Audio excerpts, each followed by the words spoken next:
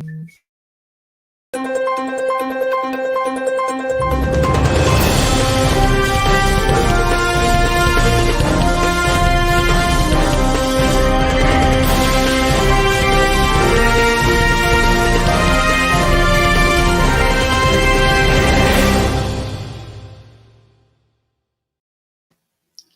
Democrats. Today is Wednesday, October 20th, and it's time for the Chair's Daily Live. Happy Wednesday. So today I'm going to get back to talking about bills, electeds, and elections. So on the national level today, the Republicans voted no against the voting rights bill. There was a procedural so that they could actually talk about it, but they voted no and said, no, we can't even talk about the voting rights bill. This is the third time that they've said, no, we're not going to fix voting rights at all. This is on the heels of, or right in the middle of, there's the session where we're trying to figure out what happened on January 6th. And we have folks not responding to subpoenas like laws don't apply to them. And then the very next day, when they did a subpoena for someone who decided not to come, and I'm not going to say his name, the very next day, Republicans showed up and said, nope, we're not going to hear anything about the voting rights bill. Now, that's on a national level. And how that affects us here in Oklahoma is, as long as that's there, it makes it easier for states to pass voter suppression bills. And we know about that in this state because we have some of the highest, most severe voting rights restrictions, voter suppression bills in the country. That's why I'm talking about it. Once again, this is about how one party on a national level, they are not the party with the most votes, but they're holding up everything because they have enough votes to hold things up. On a state level, it's not even the opposite. Republicans in the state of Oklahoma, there are more of them in our state legislature, enough of them that Democrats can't stop a bill. We can argue a bill. We can make sure people know what's going on with that bill. But we can't actually stop one because there aren't enough.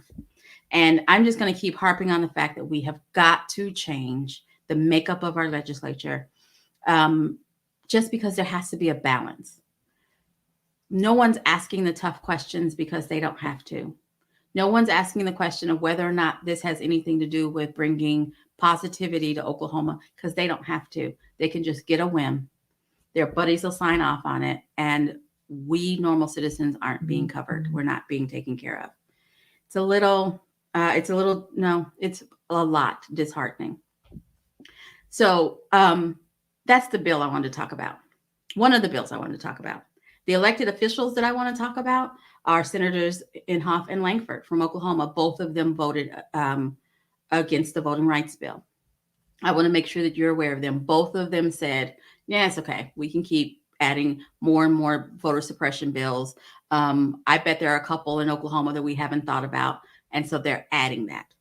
That's what's going on, folks. Our elected officials, our state, our U.S. senators from Oklahoma want voter suppression. Okay, that's an exaggeration. They voted for voter suppression. Let's just say that. So I want to take this a step further and talk about how this affects us generally. So there's that.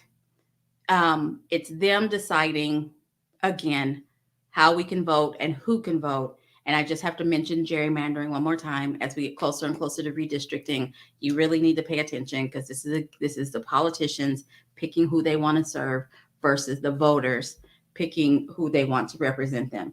It's just one more step towards undermining our democracy. Then there's another thing that happened. Our Attorney General, the Attorney General of Oklahoma, signed on to a lawsuit with some other attorney generals that isn't about bringing any positivity to Oklahoma.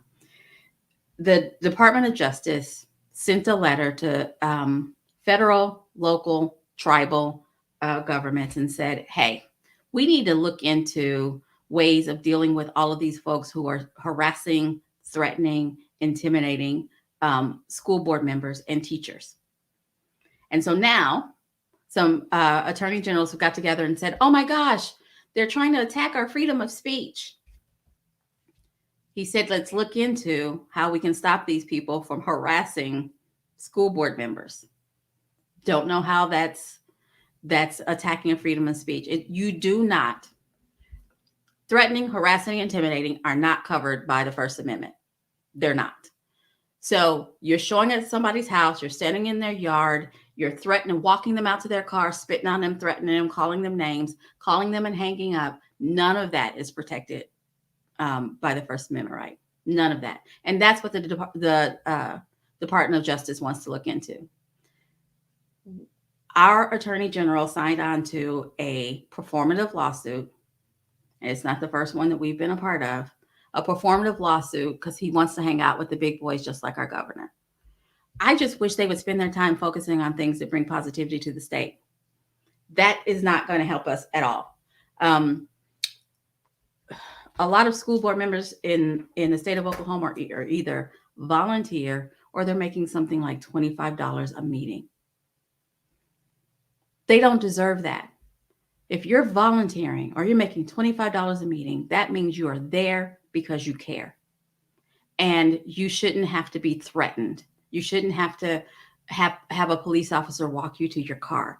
You shouldn't, all of this stuff shouldn't be okay. And our Attorney General should be on the side that says, stop threatening these people. Stop making them fearful for their lives with your actions. And that's right, Marianne. This lawsuit, should it go anywhere, and I'm hoping that it's seen for the hooey that it is, but should it go anywhere, it's another one of these performative things that cost the taxpayers money. Jeez, oh, Pete. The Attorney General is up for election. I'm not going to say re-election because we don't want him back. So if you're thinking about running for Attorney General or you know somebody who should be, now is the time. Have them reach out to me. Give me their number and I'll reach out to them. We have got to change what is happening in our state government. It is out of control. We need a new Attorney General who understands his job. He's the lawyer for the people. He's not the governor's personal lawyer, whoever the governor is. He's not the governor's personal lawyer, and he's not here to enact partisan agenda. He's here to take care of Oklahoma, or he should be. And so that's one thing I want to talk about. Now, let's uplift this conversation a little bit. I'm so excited. Now, Scott, I am so excited to announce this new thing that we're rolling out at the party. We have yellow dog calendars. We are selling yellow dog calendars for 2022. There we go.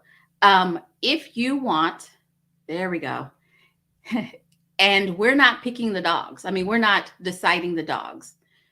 The dogs that we want to put on this calendar are your dogs. We want to put Democrat dogs on this calendar.